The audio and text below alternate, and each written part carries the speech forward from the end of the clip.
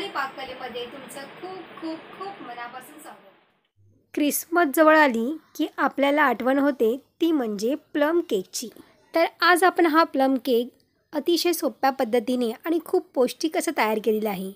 हा plum cake तयार करण्यासाठी आपण मैद्याचा वापर अजिबात केलेला नाही आहे। गव्हाच्या पिठापासून हा प्लम केक तयार केलेला आहे, त्यामुळे तो अतिशय पौष्टिकसुद्धा आहे आणि हेल्दीसुद्धा आहे।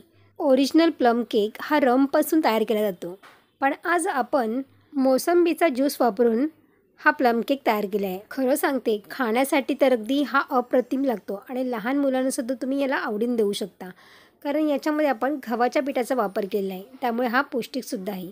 चला मग जास्तीचा वेळ न दवडता आपण आजच्या रेसिपीला सुरुवात करूया।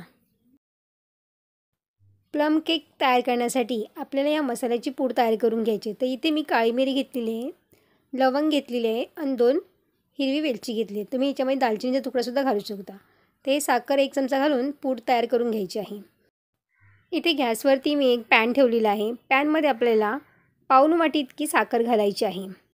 सुरुवातीला आपल्याला साखर ही हलवायची नाही आहे, असेच आपण कॅरमेल तयार करून घ्यायचं आहे। तर गॅसची फ्लेम आपल्याला स्लो ठेवायची आहे।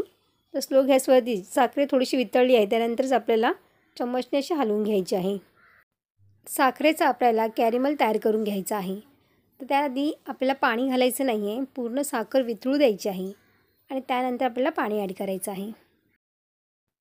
तुम्ही पाहू शकता बघा, साखर आपली पूर्णपणे इथे वितळलेली आहे आणि त्यामध्ये आता आपल्याला 3 ते 4 चमचे इतकं पाणी घालायचं आहे। पाणी आपल्याला एकदम घालायचं नाही आहे, थोडं थोडं करून पाणी याच्यामध्ये घालायचं आहे। अशा प्रकारे मिक्स करत जायचं आहे बघा। तर थोड्या वेळाने पुन्हा असं छान घट्ट होईल बघा, पाणी पूर्ण याच्यामध्ये मिक्स होऊन जाईल। तर तुम्ही बघू शकता बघा, थंड झाल्यावरती छान असं हे मधासारखं दिसेल। आता आपला गॅस बंद करून घ्यायचा आहे आणि हे मिश्रण आपल्याला काढून घ्यायचं आहे। ते एका बाउलमध्ये इथे मी काढून घेतलेलं आहे। थोड्याच वेळात हे घट्ट होईल आणि एकदम मधासारखं हे तयार होईल। आता हे आपण थोड्या वेळासाठी साईडला ठेवून द्यायचं आहे आणि त्यानंतर थंड झाल्यावरती आपल्याला हे करायला घ्यायचं आहे। तर तुम्ही पाहू शकताय बघा, मिश्रण आपलं छान थंड झालेलं आहे आणि मस्त एकदम घट्ट झाले बघा। अगदी जसं मध असतं ना, तसंच हे मिश्रण आपलं तयार होतं। आता यामध्ये केक बनवण्यासाठी लागणारे बाकीचं सामानसुद्धा घालायचं आहे। तर इथे मी 4 चमचे बटर वितळून घेतलेलं आहे। हे सुद्धा रूम टेम्परेचरवरती झाल्यानंतरच आपल्याला घालायचं आहे। हे सगळं मिक्स करून घ्यायचं याच्यामध्ये आणि बाकीचं सामानसुद्धा आपल्याला यामध्ये आता ॲड करत जायचं आहे। आता इथे मी एक गाळणी घेतलेली आहे, तर बाकीचं सामानसुद्धा आपल्याला सर्व चाळून घ्यायचं आहे। इथे मी गव्हाचं पीठ 200 ग्राम घेतलेलं आहे, म्हणजेच 1 वाटी घेतलेली आहे आणि 4 चमचे इथे मी मिल्क पावडर, दुधाची पावडर जी असते ना, ती टाकलेली आहे। तुम्ही कोणत्याही ब्रँडची वापरलीत ना दुधाची पावडर तरीही चालेल। तर आपल्याला हे सगळं चाळून घ्यायचं आहे।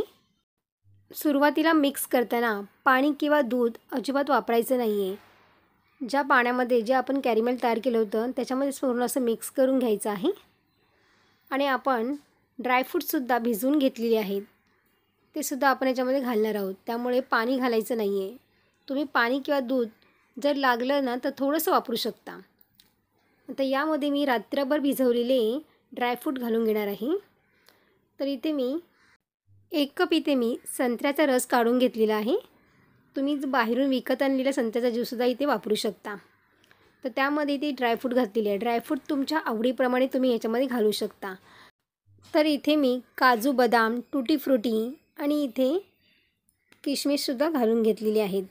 तर तुमच्या आवडीप्रमाणे तुम्ही कमी जास्त करू शकता। तर सगळं इथे मिक्स करून घ्यायचं आहे आणि मला याच्यामध्ये थोडंसं बॅटर आपलं घट्ट वाटत आहे, तर यामध्ये आता थोडंसं पाणी ॲड करणार आहे मी।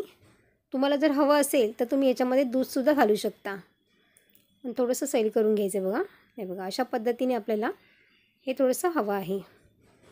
प्लम केक कधीही एकदम पातळ पीठ करायचं नाही आहे, घट्टच ठेवायचं असतं, त्यामुळे आपला जो प्लम केक आहे तो छान फुगण्यास मदत होते। तर यामध्ये इथे आता आपण 1 चमचा बेकिंग पावडर घातलेली आहे, अर्धा छोटा चमचा बेकिंग सोडा घातलेली आहे आणि त्याचबरोबर 1 चमचा इथे मी विनेगर घातलेलं आहे। तर हे सगळं साहित्य आपल्याला आता पुन्हा छान मिक्स करून घ्यायचं आहे।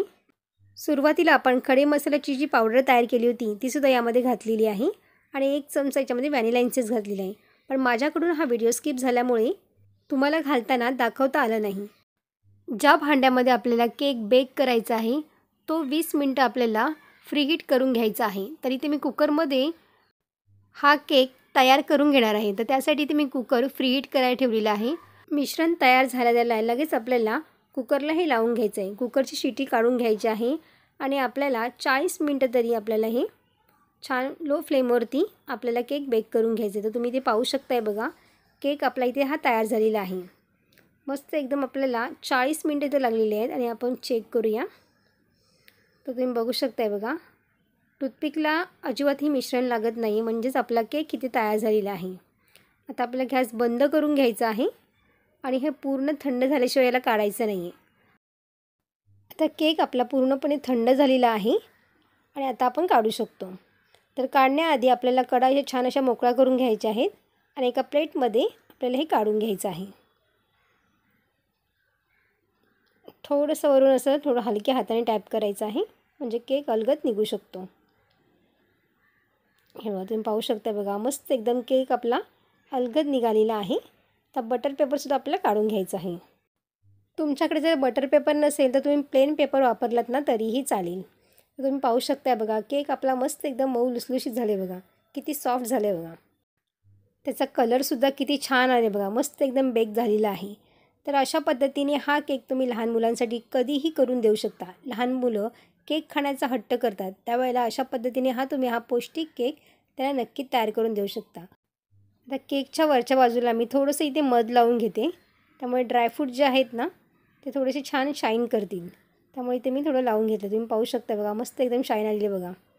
आपल्या ह्या केकला मस्त तयार झालेला हा केक.